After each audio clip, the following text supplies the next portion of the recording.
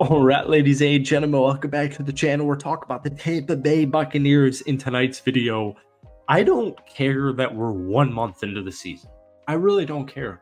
Tampa Bay is 3-1, 33-16 home victory against the Philadelphia Eagles, who, just like the playoffs, they absolutely demolished at home this afternoon. Folks, I get it that Buccaneers Broncos game last week was an unfortunate loss. But I don't really understand why this 3-1 Tampa Bay team taking down consistent playoff caliber teams. I don't understand why they're not viewed unanimously as a top 10 team in the National Football League. Baker Mayfield, the comeback began last season. And obviously, if you followed Baker's career, whether it was in Cleveland or Carolina or Los Angeles or whatever it was, Baker can play. And we watched, us Bucks guys, we watched Baker play last season. And the dude had, honestly, in my opinion, a career. 28 touchdowns, 10 interceptions with Dave Canales as the offensive coordinator. And he leaves for Carolina.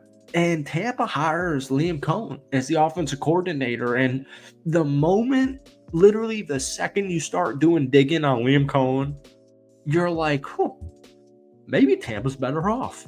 And now we're 1 month into the season, and you can no longer use the excuse of, it's just week 1. Oh, it's just week 2. Oh, it's just week 3. Tampa week 1 takes down Washington in grandeur fashion, 37-20. Week 2 on the road against Detroit, 20-16. Sorry. And then last week, unfortunate, weird home loss to the Denver Broncos, 26-7. But, Philly is widely viewed as a contending team in the NFC. So before we get any further into tonight's video, if you guys enjoy it, be sure to hit that like button, hit that sub button for daily NFL and Bucks content. If we could try and get this video to 100 likes, that would mean the absolute world to me. The final score, 33-16, I don't even really think captures how dominant Tampa Bay offensively and defensively was in this afternoon's football game. 30-47. 347 yards, 2 touchdowns, 0 interceptions, including 4 carries for 10 yards and a rushing touchdown. So Baker Mayfield had, pretty much 357 total yards of offense, 3 touchdowns, 0 interceptions. Tampa did not turn over the football. This team's legit. They're extremely legit. And there's 17 games in a regular season. And we kind of had a feeling, if you deep dive into the film of last week, we kind of had a feeling that that was just one of those games against Denver, right? They had a really great defensive game plan. They did what they needed to do offensively, and Tampa didn't. And that's just the end of the story. Tampa's 3-1 after the first month of the season, after going 9-8 and taking down Philly in January of last year's playoffs. Bucky Irving, probably the future running back for Tampa Bay. 10 carries, 49 yards, and a touchdown. Rachaad White, best running game of the season for everybody, including whether you're Rachaad White or any member of Tampa Bay's offense. This was their best running game as far as productivity goes. 25 carries, 111 yards, and 2 touchdowns, averaging 4.4 yards per carry. Rachaad White, 10 carries, 49 yards, but he didn't stop just there. 2 catches for 35 yards. Mike Evans, finally, if you're like a fantasy football owner of Mike Evans, I feel bad for you for the first couple of weeks, because obviously that's not indicative of Mike Evans' talent and what he has to provide for you. This afternoon, 8 catches, 94 yards, and a touchdown. Chris Godwin, 6 catches, 69 yards. K. Dotton, 6 catches, 52 yards. Sterling Shepard, brand new addition, 3 catches, 51 yards, including a 30-yarder. Rachaad White, 2 catches, 35 yards. Trey Palmer's last year rookie, 3 catches, 26 yards. Tucker, 1 catch, 14 yards. Bucky Irving, 1 catch, 6 yards.